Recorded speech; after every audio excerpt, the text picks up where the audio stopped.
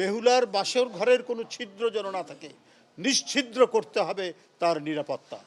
আমরা আশা করছি যে আগামী নির্বাচন অবাধ, সুষ্ঠু এবং ইনক্লুসিভ হবে, কিন্তু কয়েকটি দৃষ্টান্ত দেখে, মাঝে মাঝে কিছু কিছু বিষয় দেখে, নির্বাচন কমিশনের আচরণ দেখে আমাদের মনে হচ্ছে যে নির্বাচন কমিশনের নিরপেক্ষতার যে রং, সেই রংটা যেন ক্রমান্বয়ে ফিকে হয়ে উঠছে। কোথাও কোনো গভীর চক্রান্ত হচ্ছে কিনা, রাষ্ট্রে, সরকারে, নির্বাচন কমিশনে কোথাও কিছু পচছে কিনা। আমরা সেই শেক্সপিয়ারের সেই হ্যামলেটের সেই কথাটি, সেই ইয়েটি আমরা জানি, something is rotten in the state of Denmark. সে ধরনের পচনের কিছু গন্ধ কিন্তু নাকে আসছে। যদি এরকম কিছু হয় তাহলে অন্তর্বর্তী সরকার রয়েছেন, ডক্টর ইউনূস সাহেবের সরকার রয়েছেন, সেই সরকারের যে নিরপেক্ষতা, তার প্রতি যে জনগণের আস্থা, গণতন্ত্রকামী রাজনৈতিক দলগুলোর আস্থা, সেই আস্থায় চির ধরবে। আমি এখনও বলতে চাই, নির্বাচন কমিশন নিরপেক্ষ আচরণ করবেন, যারা প্রতিটা ভোটাররা নির্বিঘ্নে, নিঃসংশয়ে, নির্ভীকভাবে তারা ভোট দিতে পারেন। এখানে যাতে কোনো ধরনের কোনো সূক্ষ্ম কারচুপির কোনো অবকাশ না থাকে, এইটা দেখার প্রধান দায়িত্ব নির্বাচন কমিশন এবং তার সাথে সরকার। যাতে ভোটাররা কমপক্ষে নিশ্চিত হয় যে 12 তারিখে সকালে ভোটের দিন তারা নির্ভয়ে ঘুম থেকে উঠে তারা ভোট কেন্দ্রে লাইনে দাঁড়াবে এবং নিজের ভোট যাকে ইচ্ছা, যে প্রার্থীকে সে পছন্দ করে তাকে তিনি সেই ভোটটি দেবেন।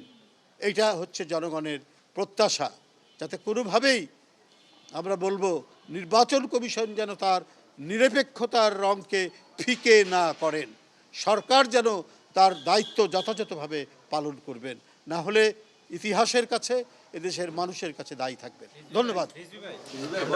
একটি দল এনসিপি মুখপাত্র তিনি সংশয় প্রকাশ করেছেন ইলেকশন কমিশন নিয়ে এবং নির্বাচনে যাবেন না বলে একটা আভাস তারা দিয়েছে।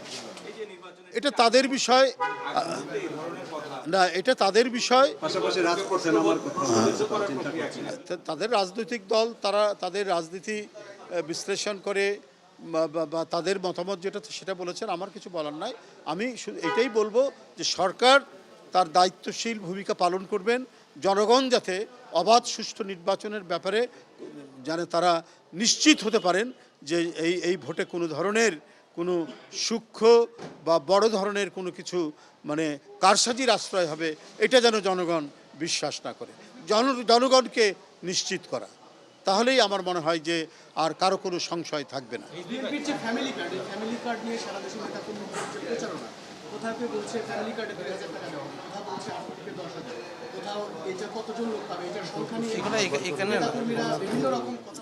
দেখুন, এটা হলো সেটা যথাসময়ে আপনারা জানতে পারবেন। এখন নির্বাচনী যাচ্ছে, প্রচারণা চলছে, নির্বাচন শুরু হয়ে গেছে। এ বিষয়ে আমি এখন আর কোনো কথা বলবো না।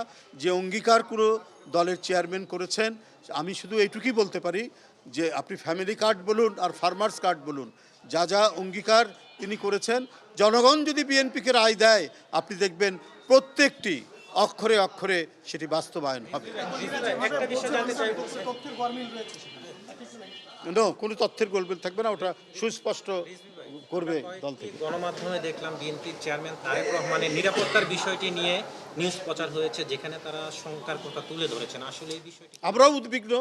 যে আমরা বারবার বলেছি, দলের পক্ষ থেকে বলা হয়েছে যে আমাদের দলের চেয়ারম্যানের নিরাপত্তার বিষয়টি সর্বাধিক গুরুত্ব দিবে সরকার। আপাত দৃষ্টিতে আমরা তেমন দেখছি না সরকার তার নিরাপত্তার জন্য যথেষ্ট চেষ্টা করছেন। আমি শুধু একটু বলবো যে কোনো ধরনের যেন কোনো ফাঁক না থাকে। হ্যাঁ, বেহুলার বাসর ঘরের কোনো ছিদ্র যেন না থাকে, নিশ্ছিদ্র করতে হবে তার নিরাপত্তা। এটাই হচ্ছে আমাদের বক্তব্য। ধন্যবাদ।